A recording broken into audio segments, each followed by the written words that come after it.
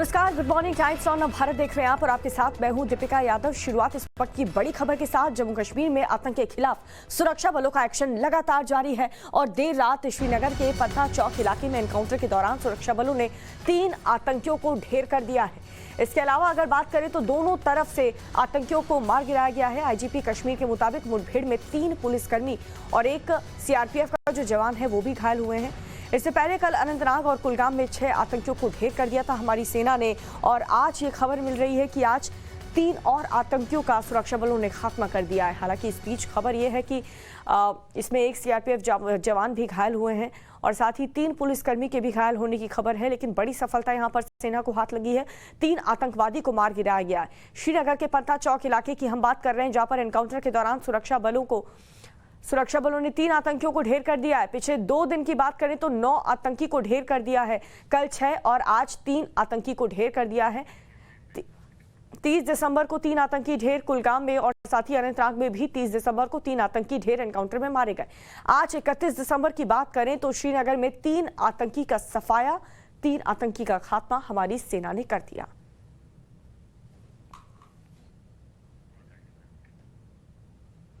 तो एनकाउंटर में 3 आतंकी मारे गए हैं। सुरक्षा बलों ने हथियार, गोला बारूद भी बरामद कर लिए हैं। कल भी जब एनकाउंटर हुआ था, इन आतंकवादियों को मारा गया था, उसके बाद AK-47 राइफल और कई हथियार भी बरामद किए थे और आज भी भारी मात्रा में हथियार बरामद किए हैं।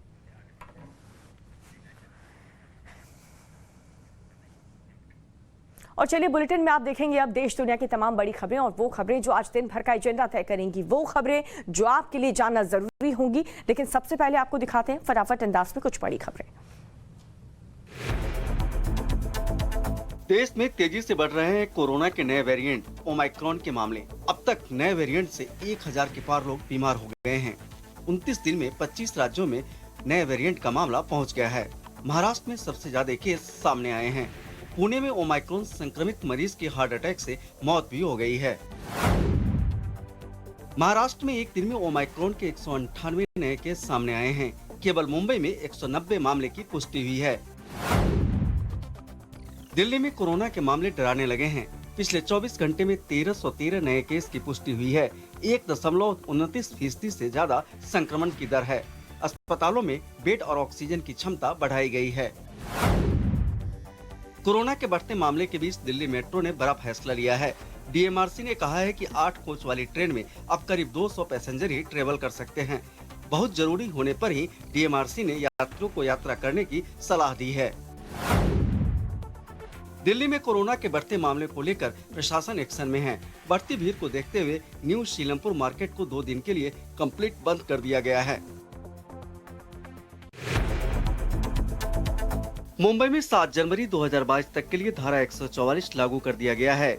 वहीं नए साल के जश्न पर पूरी तरह से रोक लगा दी गई है। रेस्तरां, होटल, बार, पब, रिसोर्ट और क्लब में पार्टियां नहीं होगी। पश्चिम बंगाल में कोरोना के बढ़ते मामले को लेकर ममता सरकार ने सख्ती बरती है। ममता सरकार ने यूके से कोलकाता आने वाली फ्लाइट्स पर 3 जनवरी से पूरी तरह से पाबंदी लगा दी है। केंद्र ने कहा है कि यह राज्य का निर्णय है। राज्य अपने विवेक के आधार पर फैसला ले सकता है।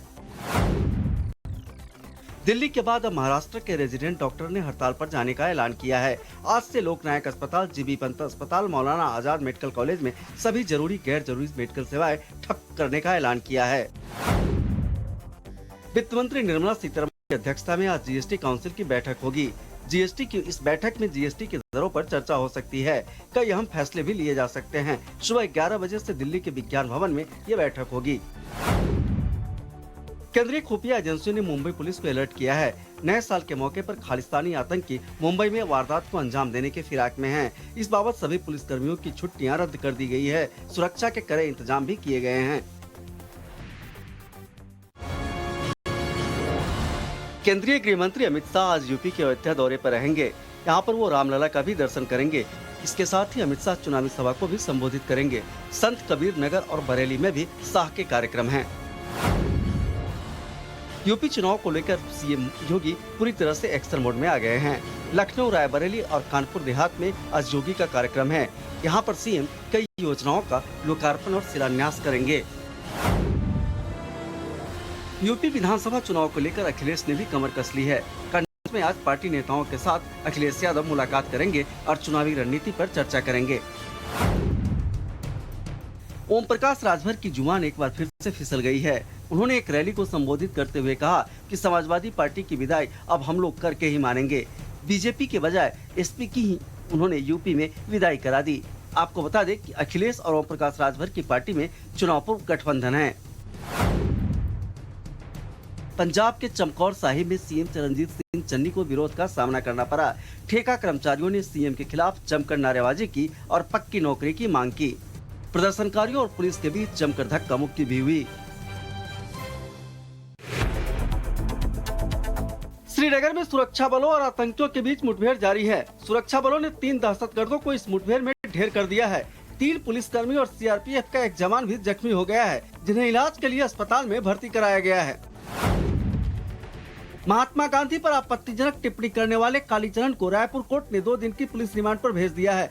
पुलिस कालीचरण से 5 बिंदुओं पर पूछताछ करेगी। पुलिस ये जानने की कोशिश करेगी कि आखिर धर्म संसद में राष्ट्रपिता महात्मा गांधी पर आपत्तिजनक टिप्पणी करने के पीछे कालीचरण की मंशा क्या थी।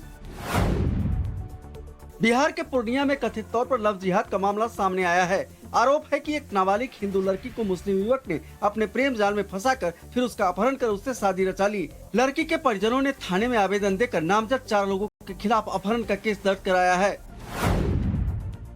नोएडा पुलिस ने सॉल्वर गैंग का पर्दाफाश किया है। पुलिस ने गिरोह में शामिल 18 लोगों को गिरफ्तार किया है, जिनमें 5 महिलाएं भी शामिल है। पुलिस के मुताबिक गैंग के सदस्य 3 लाख रुपए में CTET एग्जाम का सॉल्व आंसर शीट मुहैया करवाते थे। बिहार के समस्तीपुर में नीतीश कुमार की जनसभा के दौरान बिहार के डीजीपी SK सिंघल ने बेटियों को नसीहत दी है। उन्होंने कहा है कि माँ बाप की मर्जी के बिना शादी करने वाली लड़कियां जीवन में क्या करेंगी उन्हें भी पता नहीं होता है। इस दुख को सबसे अधिक माता पिता और परिवार के सदस्यों को ही झेलना पड़ता है।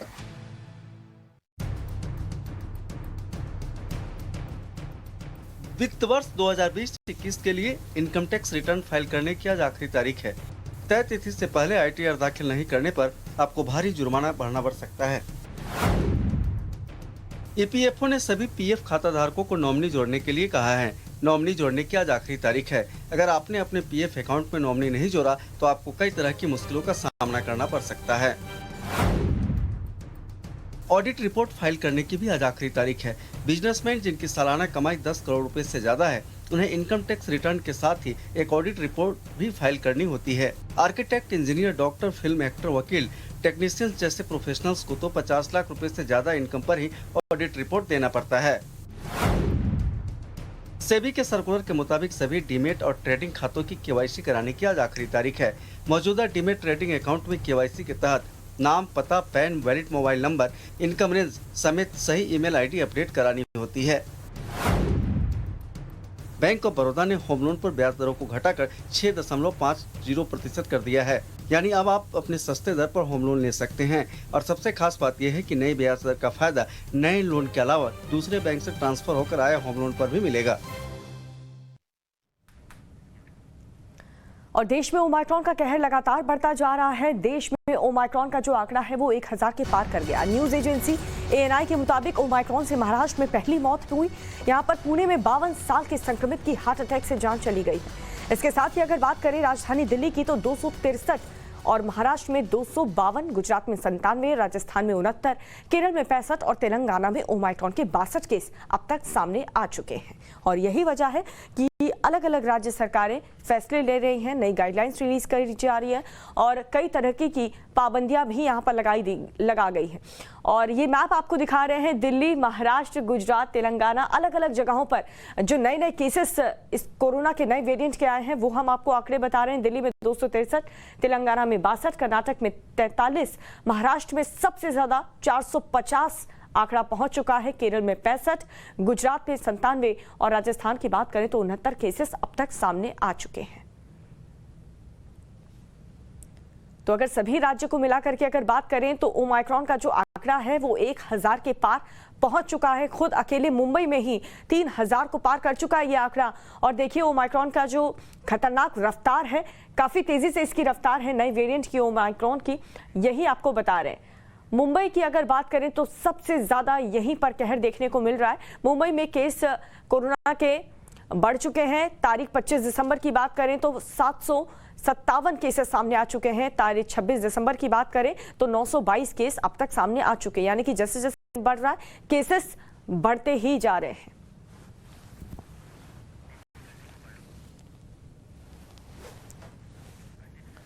तो ओमाइक्रॉन की रफ्तार तेज हुई तो असर कोरोना के मामलों पर भी दिखने लगा है।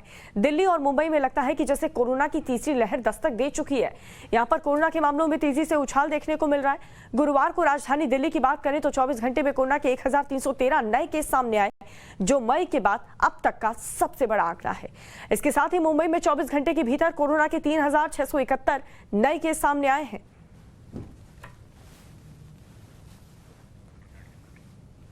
तो महाराष्ट्र में सबसे ज्यादा केस कोरोना के इस नए वेरिएंट ओमाइक्रॉन के सामने आए हैं।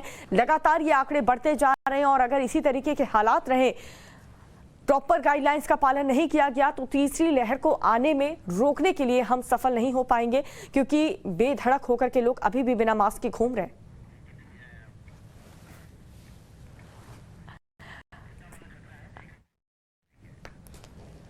और जिस तरीके की लापरवाही महाराष्ट्र के लोग, फिर चाहे वो नेता हो, क्योंकि हमने पार्टीज में भी देखा कि ना कोई मास्क लगा रहा है ना ही सोशल डिस्टेंसिंग, कितना खतरनाक मुंबई के लोगों के लिए हो सकता है कोरोना का नया वेरिएंट। एक रिपोर्ट आपको दिखाते हैं।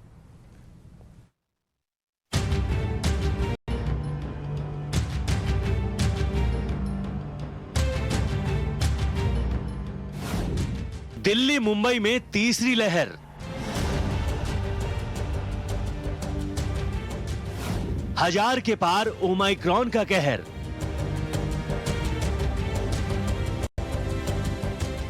ओमाइक्रॉन से पहली मौत की खबर। नए साल का जश्न जरा संभल कर।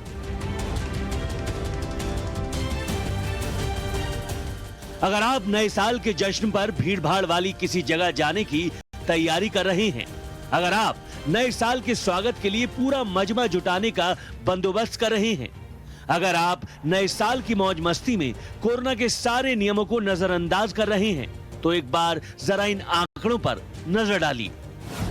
देश में ओमाइक्रॉन के केस 1000 के आंकड़े को पार कर चुके हैं। न्यूज एजेंसी एएनआई के मुताबिक ओमाइक्रॉन से पहली मौत महाराष्ट्र में दर्ज हुई है। यहां पुणे में 52 साल के ओमाइक्रॉन संक्रमित की हार्ट अटैक से जान चली गई। ओमाइक्रॉन दुनिया के 121 देशों तक फैल चुका है। दिल्ली में पिछले 24 घंटे में कोरोना के 1313 नए केस सामने आए हैं, जो मई के बाद सबसे बड़ा उछाल है।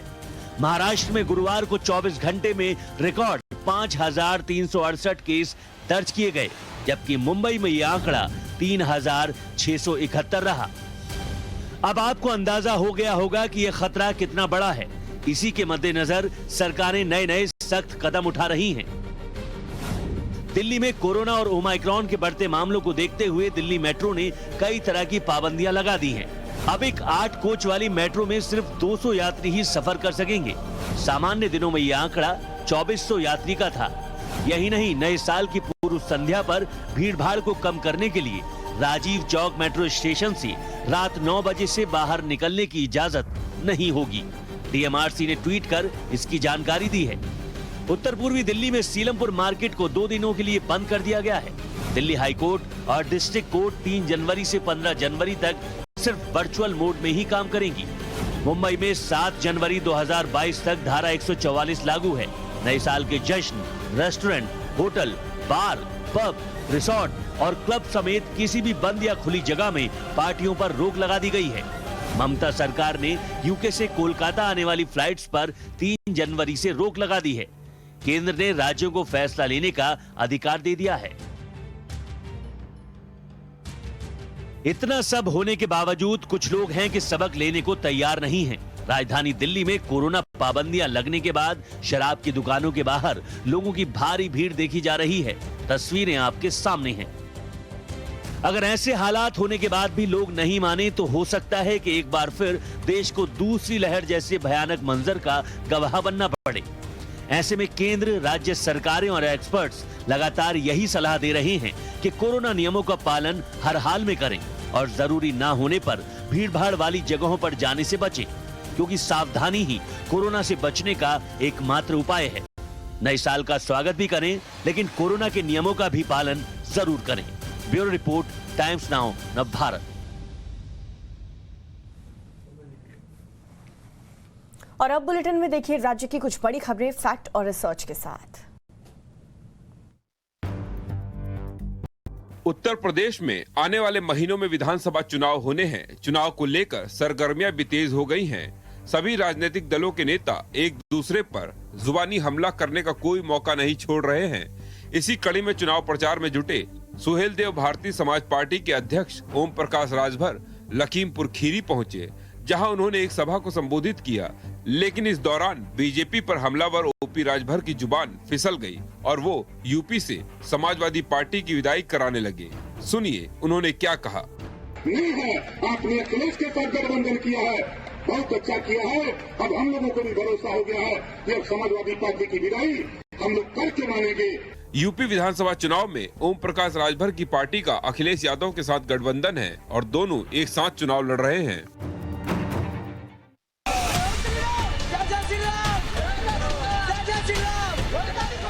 हरियाणा के गुरुग्राम में खुले में नमाज का मामला थमने का नाम नहीं रहा है। पिछले दिनों हरियाणा के कई अलग अलग इलाकों में धार्मिक कार्यक्रमों में दक्षिणपंथी समूह के जरिए अड़चनें पैदा करने की घटनाएं सामने आई हैं। इन घटनाओं पर गुरुवार को राज्य के मुख्यमंत्री मनोहर लाल खट्टर से सवाल किए गए। सवाल का जवाब देते हुए हरियाणा के मुख्यमंत्री मनोहर लाल खट्टर ने कहा, नमाज को ताकत दिखाने का जरिया नहीं बनाना चाहिए। इसी के साथ उन्होंने राज्य के पटौदी में क्रिसमस समारोह को बाधित किए जाने को भी दुर्भाग्यपूर्ण बताया। खुले में नमाज पढ़ने से रोकने के बाद पिछले दिनों क्रिसमस के मौके पर भी हरियाणा के अलग अलग इलाकों में दक्षिणपंथी युवाओं ने क्रिसमस समारोह में बाधा डाली थी। ऐसा ही एक मामला पटौदी में भी सामने आया था।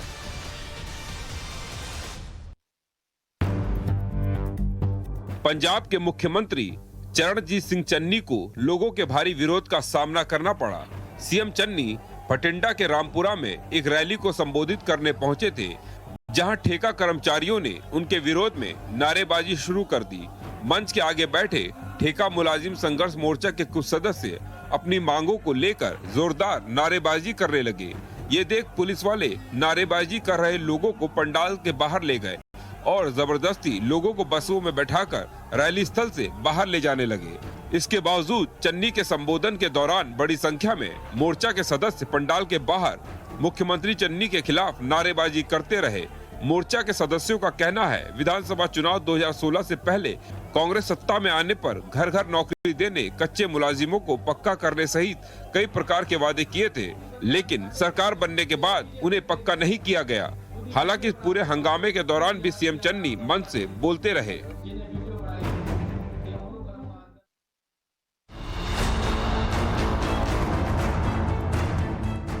महात्मा गांधी पर आपत्तिजनक टिप्पणी करने वाले कालीचरण को रायपुर कोर्ट ने 2 दिन के पुलिस रिमांड पर भेज दिया है। पुलिस कालीचरण से 5 बिंदुओं पर पूछताछ करेगी। पुलिस ये जानने की कोशिश करेगी, धर्म संसद में राष्ट्रपिता महात्मा गांधी पर आपत्तिजनक टिप्पणी करने के पीछे कालीचरण की मंशा क्या थी। क्या उसने किसी के कहने पर इस तरह की टिप्पणी की? कालीचरण के पीछे कौन कौन शामिल था? धर्म विशेष पर टिप्पणी करने से प्रदेश का माहौल खराब करने की मंशा के पीछे कौन कौन था? कालीचरण से थाना पुलिस के अलावा छत्तीसगढ़ राज्य की एटीएस टीम और महाराष्ट्र पुलिस भी रायपुर आकर पूछताछ करेगी। छत्तीसगढ़ पुलिस ने कल सुबह कालीचरण को मध्य प्रदेश के खजुराहो से गिरफ्तार किया था।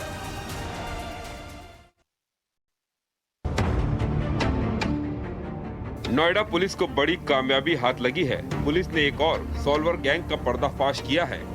नोएडा थाना सेक्टर 58 पुलिस ने गिरोह में शामिल 18 लोगों को गिरफ्तार किया है। इनमें 5 महिला कैंडिडेट हैं। इन सभी लोगों को नोएडा के एक ओयो होटल से गिरफ्तार किया गया। पुलिस के मुताबिक ये गैंग 3 लाख रुपए में CTET एग्जाम की सॉल्व आंसर शीट मुहैया करवा रहे थे। ये क्या कर रहे थे कि वहाँ पर क्वेश्चन पेपर तैयार करा करके, आंसर शीट तैयार करा करके और प्रिंट आउट निकाल के सबको बांट रहे थे। और बांटने के बाद एक से लगभग वही 2.5-3 लाख रुपया वसूलने की बात थी कि एक से लगभग 2.5-3 लाख रुपया वसूली जाएगी। इस गिरोह का सरगना पवन दहिया है, जो अभी भी फरार है। आरोपियों के पास से पुलिस ने 36,000 की नकदी, ATM card, laptop, 21 mobile phone, फर्जी दस्तावेज आदि बरामद किए हैं। और हमारी इस रिपोर्ट के साथ रुकने छोटे से ब्रेक के लिए देखते रहिए टाइम्स नाउ नव भारत। क्या कोरोना के जो नियम है वो सिर्फ और सिर्फ आम लोगों के लिए है, नेताओं के लिए नहीं? नेताओं के मन में जो कुछ भी आए वो कर सकते हैं और कोई भी उन्हें पूछने वाला तो है नहीं। महाराष्ट्र के अहमदनगर से जो तस्वीरें सामने आई हैं उसे देख करके आप खुद तय कर लेंगे कि इस देश में नेताओं की कैसी मनमर्जियां चलती हैं।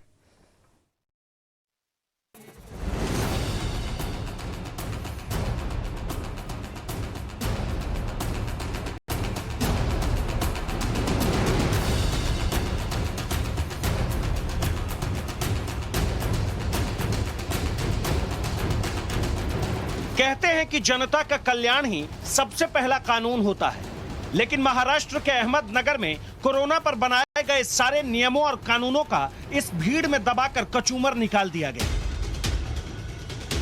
ये उसी महाराष्ट्र के अहमदनगर की तस्वीर है जहां कोरोना के नियम कहने को कुछ और हैं, दिखाने को कुछ और, बताने को कुछ और। ये उसी अहमदनगर की तस्वीर है जहां बीजेपी के देवेंद्र फडणवीस, चंद्रकांत पाटिल, गिरीश महाजन, राधाकृष्ण विखे पाटिल समेत कई कद्दावर नेताओं ने हजारों लोगों के सामने कोरोना के नियमों की धज्जियां उड़ाकर रख दी। न अपना ख्याल रखा, न लोगों का, न दूल्हा का, न दुल्हन का। सामने तालियां बजती रही, सामने बैठी भीड़ भी नेताओं के साथ कोरोना को खुला निमंत्रण देती रही। इतना तामझाम था, पुलिस वाले भी सिर्फ दर्शक की भूमिका में रह गए। बीजेपी के नेता शिवाजी राव कर्डिले के बेटे अक्षय कर्डिले की शादी थी। बीजेपी नेता के बेटे की शादी होगी तो कानून भला कहां टिकेगा? टिका भी नहीं। वो नियम तो आम लोगों के लिए है कि शादी में 200 से ज्यादा लोग नहीं आएंगे। बीजेपी नेताओं के घर शादी होती है तो कानून कैसे बदल जाते? इसका सबूत टीवी स्क्रीन पर देखिए, हजारों की संख्या में लोग पहुंचे थे। न किसी के चेहरे पर मास्क, न भीड़ का ख्याल, न वक्त की पाबंदी। और जब ये सब हो रहा था तो इस भीड़ में सोशल डिस्टेंसिंग की बात करना मजाक नहीं तो क्या होगा?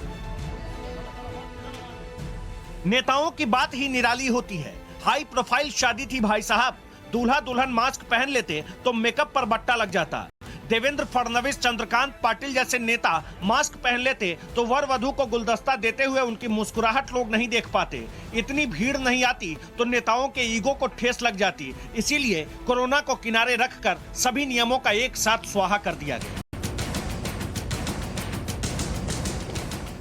तस्वीरों को देख लेने के बाद कोरोना को लेकर महाराष्ट्र सरकार के नियम क्या हैं, उसे भी देख लीजिए ताकि ये सबको पता चले कि नेता और आम जनता के बीच अभी भी इस देश में कितना फर्क है। एक तरफ शादी की तस्वीरें हैं और दूसरी तरफ महाराष्ट्र सरकार के नियम।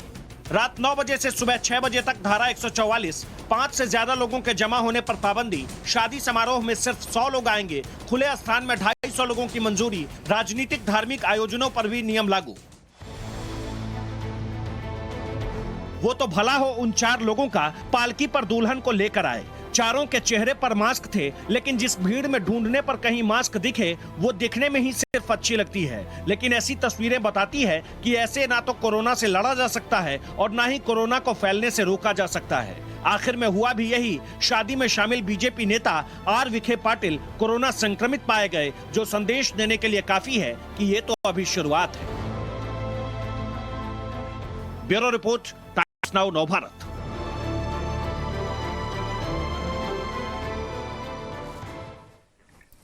और अब महाराष्ट्र की ही दूसरी तस्वीर आपको दिखाते हैं। पनवेल की ये तस्वीर। पनवेल में एक डिप्टी मेयर की बर्थडे पार्टी में भी नियमों की खूब धज्जियां उड़ाई गई हैं। जिस जगह पर ये पार्टी का आयोजन किया गया था, जहां पर ये पार्टी चल रही थी, वहां पर पहले से ही धारा 144 लागू कर दी गई है नई गाइडलाइंस के तहत। बावजूद इसके सभी नियमों को ताक पर रख करके पार्टी की गई है। देखिए रिपोर्ट।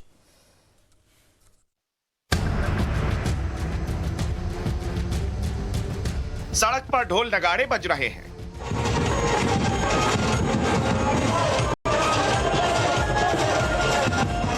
लोग नाच गा रहे हैं।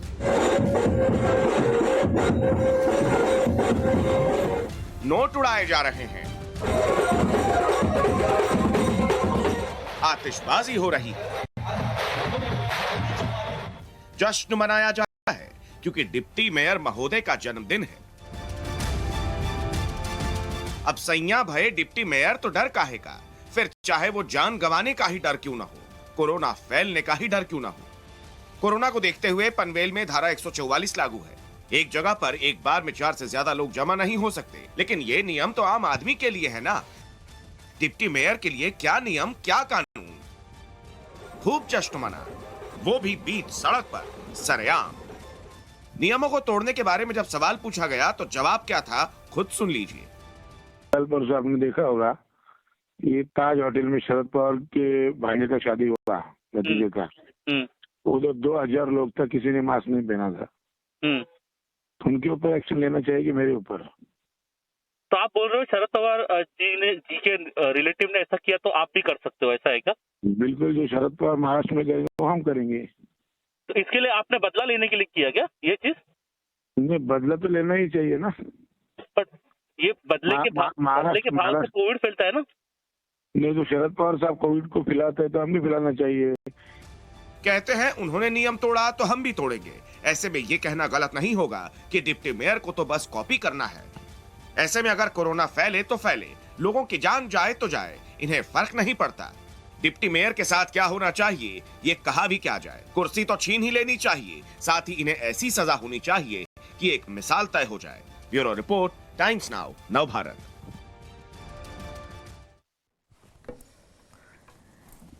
देश में नौकरी देने के नाम पर युवाओं से फॉर्म भरवाया जाता है, 100 करोड़ रुपए वसूले जाते हैं, पर जिसके लिए ये नाटक पूरा ड्रामा होता है वही नहीं मिलती। मतलब नौकरी नहीं मिलती। धांधली की वजह से परीक्षाएं नहीं होती। अब जब परीक्षा नहीं हो रही है तो नौकरी मिलने का सवाल ही बेमानी है।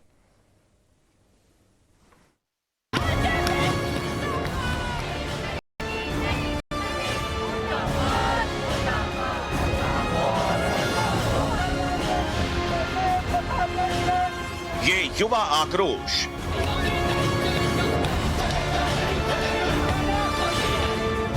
ये यंग रोष उस सरकारी तंत्र के खिलाफ है जो देश के नौजवानों के हक पर डाका डालती है। ये वही सड़ और गल चुका सरकारी तंत्र है जो नौजवानों को नौकरी देने में नाकाम रही है, भर्ती परीक्षाएं करवाने में फेल रही है। अगर इम्तिहान आयोजित होते भी हैं तो उसमें भी धांधली हो जाती है, पेपर लीक हो जाता है। देश की बड़ी परीक्षाओं में से एक यूजीसी नेट के साथ भी यही हुआ है। हरियाणा के जिंद में उस गिरोह का भंडाफोड़ हुआ है जो नेट का पेपर लीक करवाकर छात्रों को एग्जाम पास करवाता था। इसके लिए वो अभ्यर्थियों से मोटी रकम वसूलता था। गैंग के 9 लोग गिरफ्त में आए हैं। की जांच में जो बातें सामने आई हैं कि कल इन्होंने यूजीसी नेट का जो एग्जाम था उसका हिंदी का पेपर लीक करवाया है और जो इस गिरोह का सरगना है वो भी फरार है।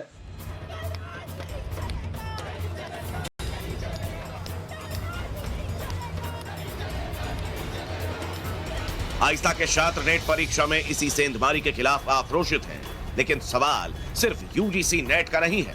सवाल उन परीक्षाओं का है जिनमें सरकारी लापरवाही की वजह से खेल हो जाता है और नुकसान उठाना पड़ता है लाखों करोड़ों युवाओं को। महीने भर पहले यूपी टेट की परीक्षा रद्द हो गई, वजह वही पेपर लीक। इतनी मेहनत से हम लोग तैयारी करते हैं और पेपर अच्छा होने के बाद कैंसिल हो जाता है कि नहीं? गलती क्या शिक्षा विभाग कर रहा है? इतनी मेहनत से पढ़ाई की, इतनी मुश्किल से आए बच्चों को छोड़ के और फिर यहाँ पे पेपर कैंसिल हो गया। हम लोग किसी तरह टाइम निकाल के पढ़ते हैं, लास्ट मोमेंट पे आके कह रहे हो कि भाई जिसने किया लीक उसके पास बहुत टाइम है, बट हम लोग के पास टाइम नहीं है ना। देश में बेरोजगार युवाओं की कहानी में ऐसे लाखों करोड़ों किरदार हैं जिनके सपने बेरोजगारी और भ्रष्ट प्रशासनिक व्यवस्था के आगे घुटने टेकने को बेबस है। केंद्र हो या राज्य, बीते कुछ सालों में कई सरकारी भर्ती परीक्षाएं या तो धांधली के चलते रद्द हुई या टाल दी गईं। केंद्रीय रेलवे ग्रुप डी के लाखों पदों के लिए 3 साल बाद भी परीक्षा नहीं हो पाई है। मुझे तो नहीं लगता है कि अब हो पाएगा। काफी ज्यादा समय बीत गया और उम्मीदें भी छूट गई कि पता नहीं एग्जाम होगा या नहीं होगा। 3 साल लगाएंगे, 4 साल लगाएंगे, 5 साल लगाएंगे। परीक्षाएं रद्द होती हैं, लाखों करोड़ों युवाओं को हानि होती है, लेकिन सरकारों को शुद्ध लाभ मिलता है।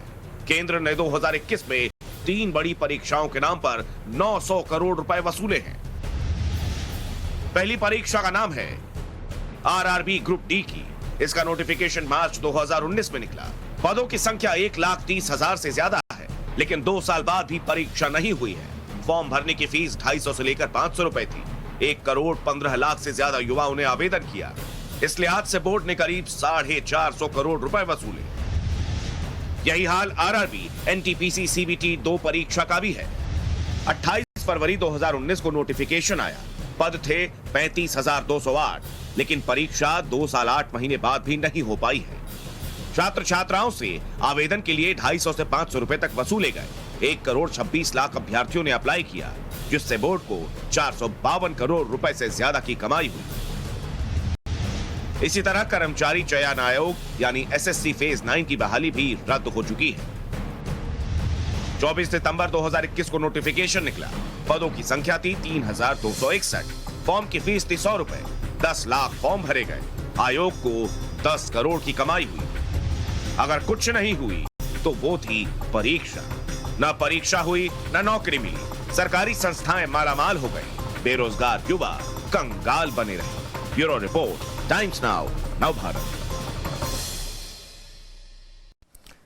तो देश में बेरोजगारी को लेकर के क्या हालात हैं ये आपको हमने दिखाया। और ऐसा नहीं है कि सिर्फ और सिर्फ केंद्र की परीक्षाएं ही रद्द होती हैं, राज्य भी इसमें पीछे नहीं है। राज्य कोई भी हो, सरकार किसी की भी हो, हर जगह पर बेरोजगार युवाओं के सब्र की परीक्षा ली जा रही है। बड़े पैमाने पर भर्ती परीक्षाएं रद्द हो रही हैं, क्योंकि आज के दौर में परीक्षाएं सुरक्षित नहीं रही। अब जब परीक्षा ही सुरक्षित नहीं है तो सवाल यह है कि नौकरी और छात्रों का भविष्य आखिर कैसे सुरक्षित होगा।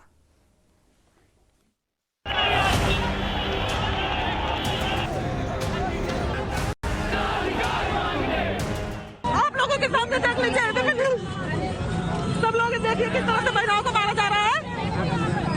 इस तरह से आप अब हम लोग को बर्दाश्त नहीं है। हमारे सारे भाइयों को शिक्षक के अंदर लिया जा रहा है। देख लीजिए, देख लीजिए कैसे घर के अंदर ले जा रहे हैं। सारे भाइयों को अंदर मारा जा रहा है। युवा, देश के युवा कुछ इसी तरह से सड़क पर धक्के खा रहे हैं। ये वो बेरोजगार हैं जिन्हें रोजगार की दरकार है, पर रोजगार है कि मिलता नहीं। मिलता है तो धोखा और धक्का। राज्य और सरकार कोई भी हो, सूरत हाल समान है।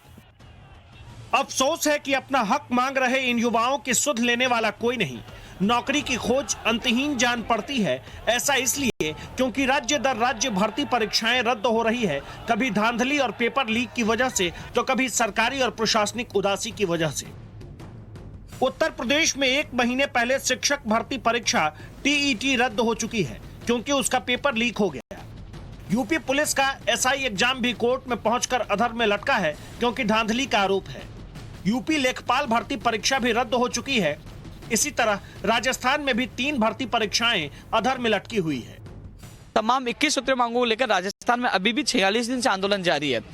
मैं खुद अनशन पे बैठा था। मेरा अनशन में हॉस्पिटल में तुड़वाया गया। महेश जोशी मुख्य सचेतक द्वारा, मुख्यमंत्री के सलाहकार भी आए, लेकिन हमेशा आश्वासन मिला, लॉलीपॉप मिला। तो बेरोजगार में आक्रोश है। सूबा अलग हो सकता है, सरकार भी अलग हो सकती है, पर नौकरी और नौजवान का हाल हर जगह एक सा है। हरियाणा में तो इसी साल 4 भर्ती परीक्षाएं रद्द हो चुकी है। गुजरात में हेड क्लर्क भर्ती परीक्षा रद्द हो चुकी है।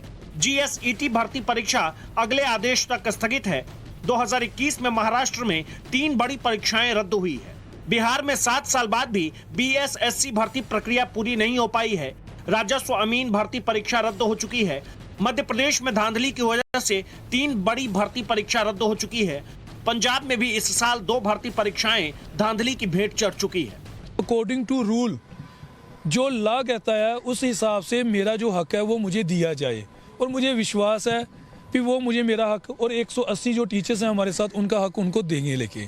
अगर हम गलत हैं तो वो तभी भी हमें बताएं, अगर हम गलत नहीं हैं तो हमारा हक हमें दिया जाए।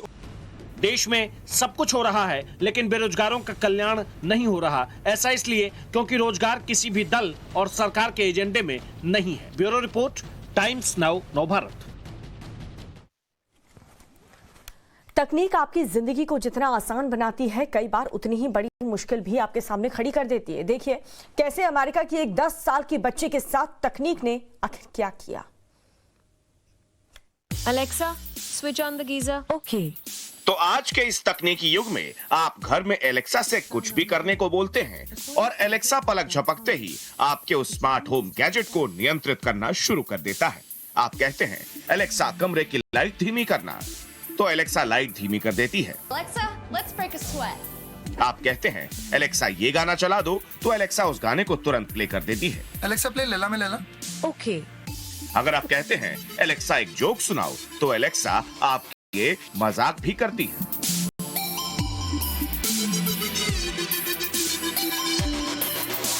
यानी एलेक्सा डिवाइस आज की तारीख में एक तरह से इंसानों का टेक्निकल सर्वेंट बन चुका है और लोगों की जीवन को बहुत हद तक आसान भी बना रहा है। लेकिन क्या आप जानते हैं कि इसी एलेक्सा ने हाल ही में अमेरिका की एक 10 साल की बच्ची के साथ क्या किया? ये समझने के लिए आपको उस मासूम की मां का ये ट्वीट देखना चाहिए। क्रिस्टीन लिवडाल ने अपनी बच्ची के साथ हुई घटना के बारे में हैरानी जताते हुए ट्वीट किया, जिसमें क्रिस्टीन ने लिखा, ओ माय गॉड, मेरी 10 साल की बच्ची ने हमारे इको पर एलेक्सा से अभी एक चुनौती देने को कहा, तो देखिए उसने क्या कहा। क्रिस्टीन ने इस ट्वीट के साथ ही एलेक्सा के जवाब का स्क्रीनशॉट भी शेयर किया। इसकी एक्टिविटी सेक्शन में लिखा था, मुझे करने के लिए एक चैलेंज दो। इसके जवाब में एलेक्सा ने लिखा, मैंने वेबसाइट पर इसे पाया। ourcommunitynow.com के मुताबिक चैलेंज साधारण है। अपने फोन चार्जर को किसी चालू इलेक्ट्रिक सॉकेट में आधा लगाकर बाहर रह गए हिस्से को सिक्के से छुएं। क्रिस्टीन ने बताया कि इसके बाद उन्होंने तुरंत एलेक्सा को आगे कोई और सुझाव देने से रोक दिया। अब आप ये सोच रहे होंगे कि उनकी बेटी ने एलेक्सा से ये चैलेंज आखिर क्यों मांगा था, तो क्रिस्टीन ने ये जानकारी भी दी। हम फिजिकल एजुकेशन के एक टीचर के दिए कुछ फिजिकल चैलेंज कर रहे थे। बाहर का मौसम खराब था, तो मेरी बेटी ने ऐसे ही एक और चैलेंज की मांग की, जिस पर एलेक्सा ने वेबसाइट से सबसे डेंजरस चैलेंज खोजकर बच्ची को वो करने को कहा।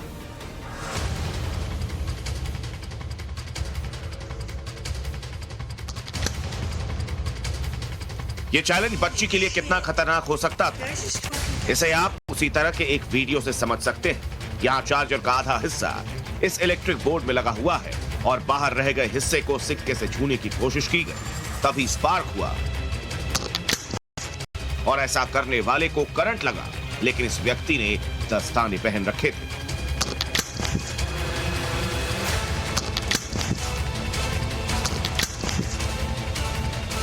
जबकि अगर यही काम वो बच्ची करती तो नंगे हाथों से करती और उसके बाद उसकी जान पर भी बन सकती थी, बच्ची की मौत हो सकती थी।